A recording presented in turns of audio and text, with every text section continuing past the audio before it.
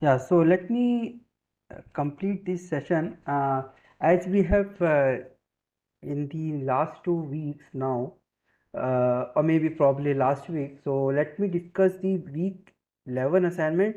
Mostly in week 11 assignment, there was no numerical problems which were there. Only the multiple choice questions were there. Some of them have more than one answers, and it can be easily obtained from the lectures. But in that way also, let me cover up some of the aspects. So when we talk about question number 1, it tells that the CCS to DC charging system in which stage the slack procedure is being performed. So the correct answer is B2. You will find it in lecture number 52. In CCS to DC charging system, in which layer does the slack procedure happens? So it happens in the network layer, because in this layer only IPs are defined. So the slack is happening in the network layer. This you can obtain it from I think 53. Then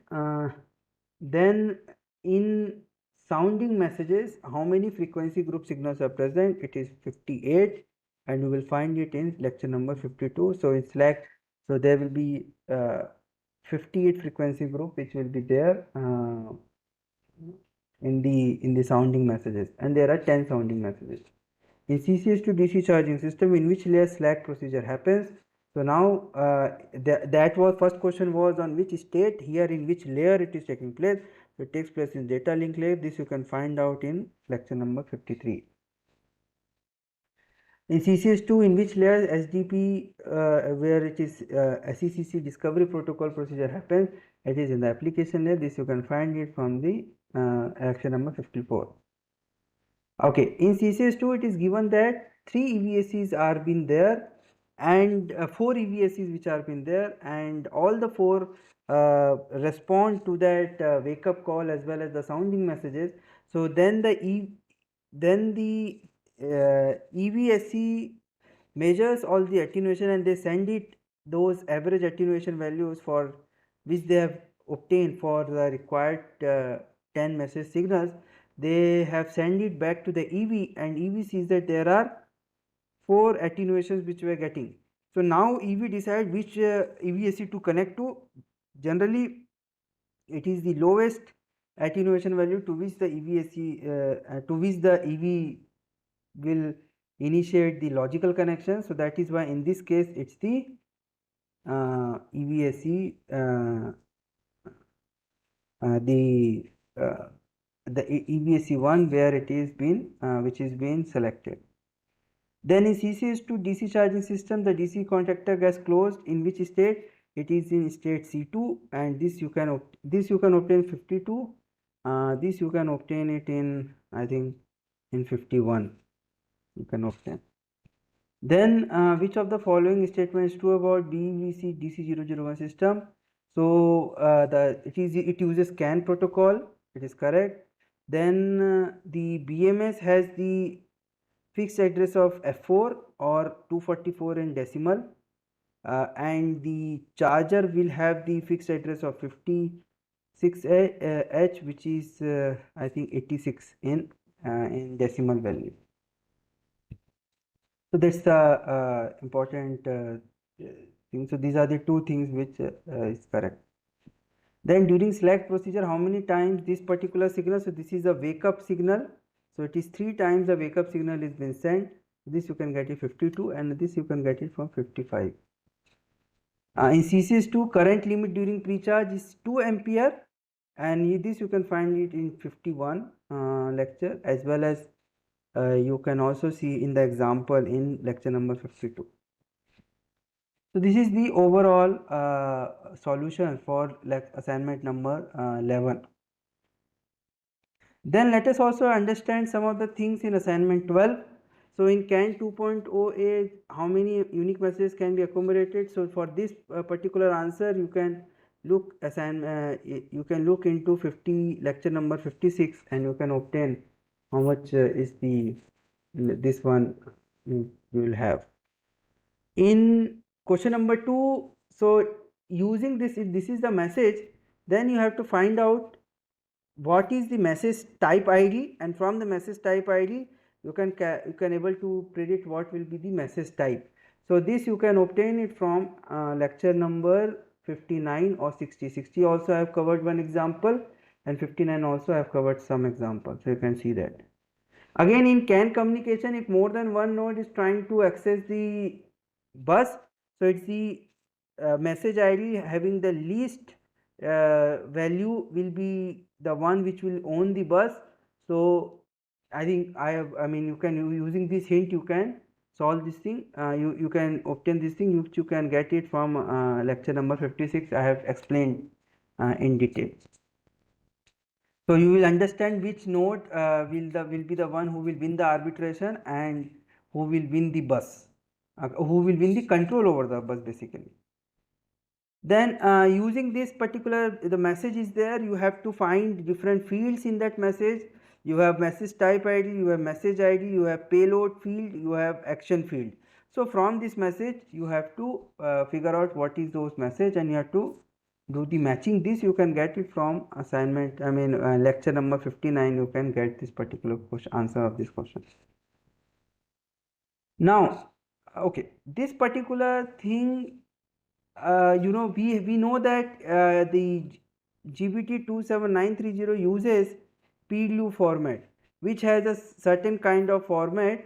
So you have to define, you have to, if this is the message ID you have received, you will expand this message ID, where you will come to know what is the destination address, what is the source address, and then the some initial bits are there which will define some of the thing. In that first 3 bits are the one which will define the priority of the messages. So in first 3 bit has to be rejected, and then after that some 3 bits I think will be there which will define the priority of the messages. So you have to just see that. I think you can obtain it from lecture number 57, and you can easily able to understand this thing. Now here you have to find out in this message which is the destination address, what is the destination address first, and what is the source address first. So we know that in this one, this will be the destination and this will be the source address.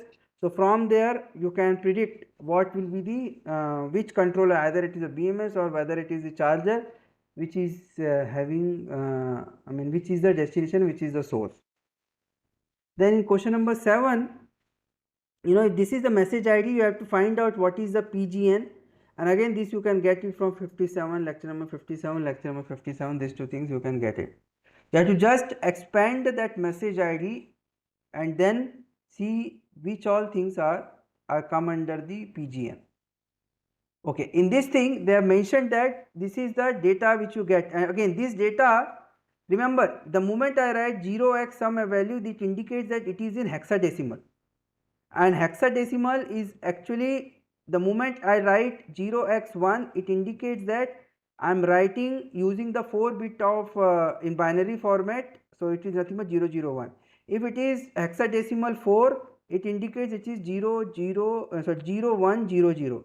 If it is hexadecimal 2, it indicates 0010. So like that. If it is hexadecimal 6, then it is 0110. So like this you know, this is a binary code for every hexadecimal. So whatever thing is given is in the hexadecimal, so individual thing you have to write it down in the form of binary. So this one also in the form of binary, this one also you have to write like this 4 using 4 bits. So it is 0001, then it is 0000, then it is E. You can see what is the value of E, and you can, so like this you will get the entire. So if you see how many bits are there, 1 2 3 4 5 6 7 8 9 10 11 12 13 14 15 16 16 into 4. So it is totally a 64 bits of information. So every element in this particular hexadecimal value is actually must be represented using 4 bits of 4 bits in binary format. So from there you create binary, and from binary you go into the decimal value, and then you extract the information, and after extracting the information you will just use the data resolution. you multiply that and you will obtain the information. So you can I have also solved one example in lecture number 57. So you can see and you can solve this particular part.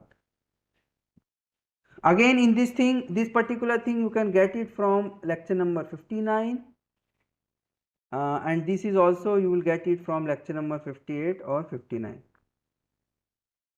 Okay, this also you can get it for 59 or 60. So using these things, I think these are the enough hints using which you can solve assignment number 12, and we can discuss solution of this assignment number 12 maybe in the next class. Next live session which will happen in the on the next weekend, or maybe on the weekdays also. I may schedule, I'll let you know. Now there were some questions which students asked. The first question was, isn't the incompatibility test already done when the charger mates and PP detects a valid charger? Correct. Okay. Now the thing is compatibility. What I mean by compatibility, for example, let's say your battery, your vehicle EV battery is of a nominal voltage of 300 volt, and it can go maximum up to, let's say, 100 volt to 600 volt. That voltage range it can go, but the EVSE can support only the voltage level going from 200 volt to 1000 volt. Then obviously it cannot support the voltage level below 200 volt. So that's when the incompatibility arises. The connector may be the same, let's say CCS2 connector is there, but the voltage level and the current level of battery may be different than the voltage level and current level of the EVSE which it can provide. So in that case, the incompatibility test will be initiated. Incompatibility will be initiated. So one is to detect that whether there is a correct charger plug which gets plugged in. Or correct means within the database. For example, if it is a CCS2 or AC type 2, in AC type 2, what is the current it can take care, all those things can be defined. But there is no information related to that. What is the voltage levels the EVSE can support, and what is the voltage level your battery can go. So that is why that incompatibility will be tested in this particular stage. Then in this question, what is the current limit? It is limit set at 2 ampere. It is limit set at 2 ampere. So that you can answer. So only two questions were there. If you have further question, please ask if you have.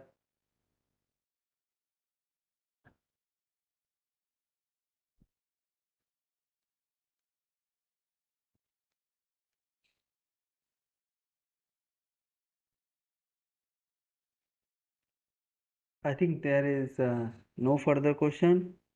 So if there is no further question, let me stop the recording, and we'll meet on the next week to discuss the solution for assignment number 12 and some for final examination, you know, how you can what you can look for before going to final examination. Again, I will request you to go all the assignments in detail, to solve all the assignment once again. Mostly you will be in a position to address all the questions in the final examination. That's it from my side today. If you have any questions, you may ask. Otherwise, I'll end for today. Okay.